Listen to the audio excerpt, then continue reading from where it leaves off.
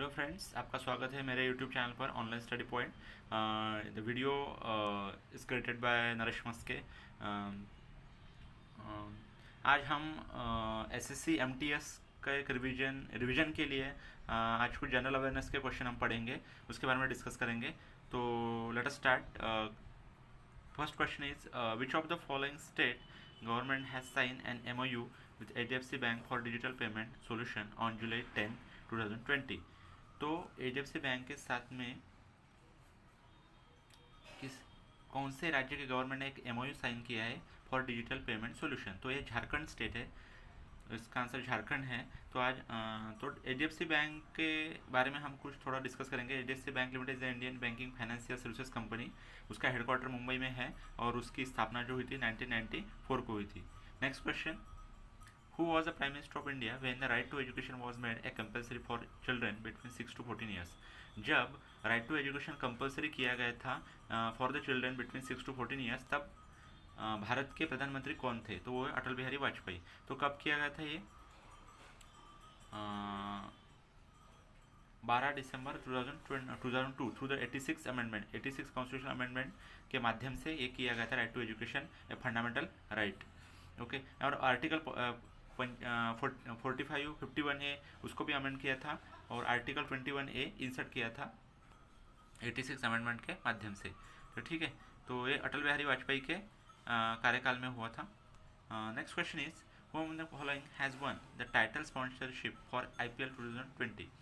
IPL 2020 के लिए एक स्पॉन्सरशिप टाइटल किसने जीता था? तो वो ड्रीम 11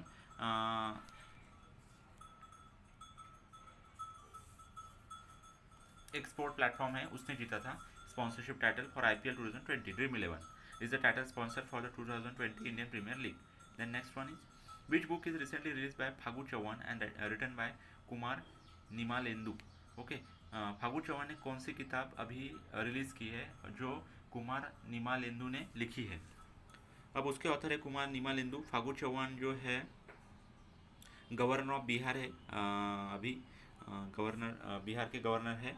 तो उस किताब का नाम है मगधनामा।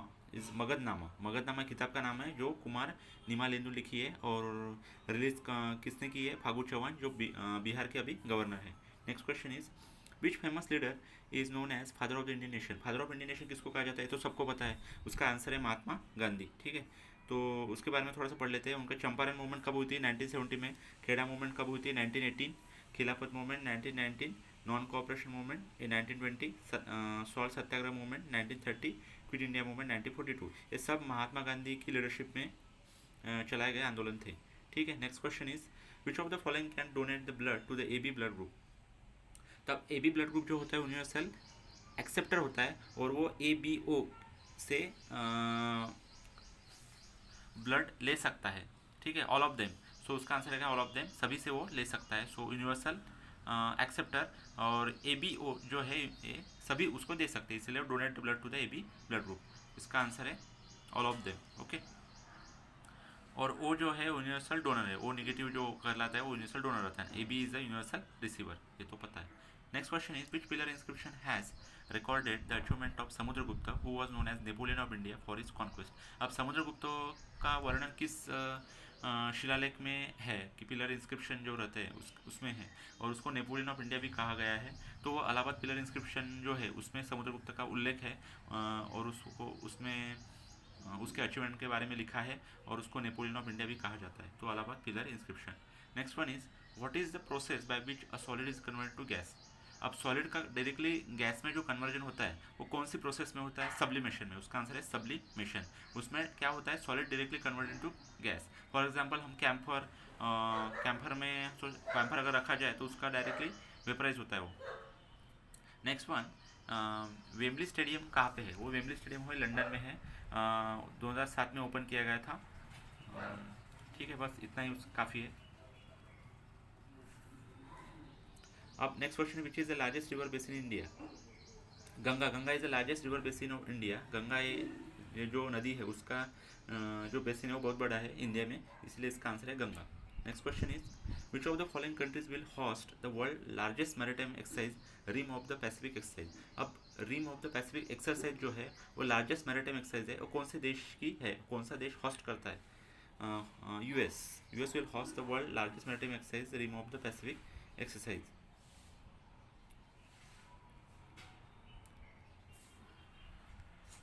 इंडिया ने पहली बार जो होते हुई थी वो रिम पैक एक्सरसाइज वो 1971 में हुई थी, ठीक है। अभी होस्ट करेगा United State Rim of the Pacific exercise. अभी यानी 29 अप्रैल 2020 को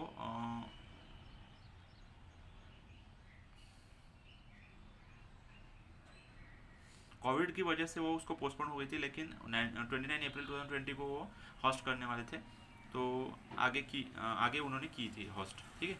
next question is what is the boiling point of heavy water. अब हेवी वाटर जो है जिसमें ज़्यादा इम्प्योरिटीज रहती है वो हेवी रहता है ज़्यादा, उसमें कार्बोनेट्स वगैरह और क्लोराइड्स ये सब कुछ रहते हैं, तो वाटर थोड़ा सा हेवी रहता है, उसका जो बॉइलिंग पॉइंट रहता है वो अभी नॉर्मल वाटर से थोड़ा सा ज़्यादा रहता है, तो उसका आंसर है 101.4 डिग्री सेल्सियस। 101.4 डिग्री सेल्सियस ये boiling point of heavy water, ठीक है। अब Brihadeeswara temple is an example of which style. अब बृहदेश्वर टेम्पल जो है वो किस टाइप का आर्किटेक्चर है, उसकी स्टाइल कौन सी है, तो द्रविडिक स्टाइल। हम देखते हैं कि साउथ में ज़्यादातर जो टेम्पल है उसका जो आर्किटेक्चर है वो द्रविडियन आर्किटेक्चर है, ओके। द्रविडियन स्टाइल का वो एक मंदिर है वहाँ पे। वो किसने बनवाया था? राजा राजा फर्स्ट 1011 AD एनो डोमिनी में। Dravidian style of temple architecture is flourish in south India, ठीक है। 1011 ईस्वी सन में, इस सदी में वो बनाया था राजा राजा फर्स्ट ने, ठीक है। उसके बाद में when is India coast guard day celebrated. अब इंडियन कोस्ट गार्ड डे कब सेलिब्रेट किया जाता है? तो 1 फरवरी को सेलिब्रेट किया जाता है, ठीक है। अब it operates under the ministry of defence, यानी इंडियन कोस्ट गार्ड जो किसके अंडर में आता है? Ministry of defence. उसकी स्थापना हुई थी 18 अगस्त 1978 by the coast guard act 1978, ठीक है। Next question, protium, deuterium and tritium are the neutrally operating isotope. Isotope किस एलिमेंट के हैं? आपको पता ही होगा, वो हाइड्रोजन के हैं। प्रोट्रियम, ड्यूटेरियम एंड ट्रिटियम, ये तीन जो आइसोटोप है वो हाइड्रोजन के हैं, ठीक है। Protium, deuterium and tritium. Next one is the carbon based material use in modern day pencil is. जो हम पेंसिल इस्तेमाल करते थे बचपन में, अभी भी करते हैं शायद, तो उसका जो मटेरियल है वो कौन सा है? तो ग्रेफाइट से बनी होती है वो। कार्बन बेस्ड जो मटेरियल रहता है पेंसिल के अंदर वो ग्रेफाइट का बना होता है, ठीक है। तो ग्रेफाइट इसका आंसर है। Next one is who has been appointed as the new governor of Meghalaya on August 18, 2020। अब मेघालय के नवनिर्वाचित जो गवर्नर है वो कौन है? सत्यपाल मलिक, जिनकी अपॉइंटमेंट हाल ही में 18 अगस्त 2020 को हुई थी। Satyapal Malik, governor of Meghalaya. Next one, Harappa was situated on the bank of which river. Harappa जो एक आर्कियोलॉजिकल जो साइट है, हरप्पन सिविलाइजेशन जो हमने पढ़ा है, तो वो हरप्पा साइट जो किस नदी के तट पर स्थित है? तो वो रावी नदी के तट पर स्थित है। तो next in which article of Indian constitution mention that there shall be a president of India. कौन सा अनुच्छेद यह बताता है कि there shall be president of India, कि भारत के लिए ये राष्ट्रपति का प्रावधान है? तो कौन से अनुच्छेद में है वो? आर्टिकल 52। आर्टिकल 52 क्या कहता है? There shall be a president of India. Who received the Sastra Ramanujan prize 2019। 2019 का शस्त्र रामानुजन प्राइज किसको मिला है? आदम हार्पर को मिला है। और शस्त्र का जो लॉन्ग फॉर्म है Shanmugha art science technology and research academy, इसका उसका लॉन्ग फॉर्म है Shanmugha art science technology and research academy, ठीक है। आदम हार्पर को मिला है 2019 का। नेक्स्ट वन, वो appoint central vigilance commissioner. Central vigilance commissioner को कौन अपॉइंट करता है? Obviously president of India. जो हमारे भारत के राष्ट्रपति है वो उनको सेंट्रल विजिलेंस कमिश्नर को अपॉइंट करते हैं, ठीक है। India is divided how many seismic zones. वो भूकंप क्षेत्र जो इंडिया में वो कितने जोन में बटा हुआ है, कितने भागों में बटा हुआ है? तो 4 भागों में बटा हुआ है। तो उसको बोलते हैं zone second, zone third, zone fourth and zone fifth. ऐसे 4 जोन है, zone second, zone third, zone fourth and zone fifth. ऐसे 4 सिस्मिक जोन है इंडिया में, ठीक है। Which Indian leader was elected as Ahmedabad municipal president in 1922, 24, 27 in his initial years. So Ahmedabad municipal president कौन थे 1922, 24 और 1927 में? वो हमारे भारत के जो होम मिनिस्टर थे पहले, सरदार वल्लभ भाई पटेल जी, वो थे। सरदार वल्लभ भाई Patel was elected Ahmedabad municipal president in 1922, 1924 and 1927. Then next one is bacteria follow an asexual mode of reproduction called binary fusion. Bacteria में जो रिप्रोडक्शन होता है वो उसको क्या कहते हैं? Binary fusion.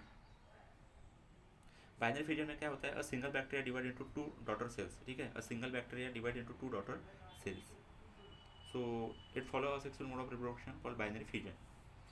According to the latest report Global Forest Resources Assessment, India has ranked among the top 10 countries. अब ग्लोबल फॉरेस्ट रिसोर्स असेसमेंट का एक जो रिपोर्ट है 2020, उसमें इंडिया की रैंकिंग कितनी है among the 10 countries? Global forest resources assessment, तो उस थर्ड रैंकिंग है, मिली है इंडिया को।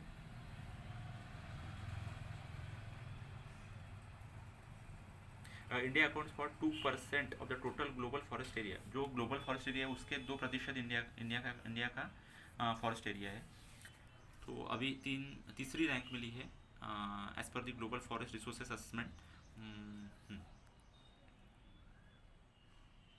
और टॉप 10 कंट्रीज यहाँ पे लिखी हुई है, चाइना, ऑस्ट्रेलिया ऐसी है। Maximum average annual net gains in forest area during 2010 to 2020। 2010 और 2020 के बीच में जिन देशों ने ज़्यादा से ज़्यादा गेन किया है फॉरेस्ट एरिया, तो उसका यहाँ पे उल्लेख है, China, Australia, India, Chile, Vietnam आदि, ठीक है। सो आज के वीडियो में बस इतना ही। अगर मेरी वीडियो अगर आपको पसंद आई है तो उसको प्लीज़ लाइक कीजिए, सब्सक्राइब कीजिए और आगे आने वाली पल पल की अपडेट पाइए, ठीक है। Thank you very much for watching my video.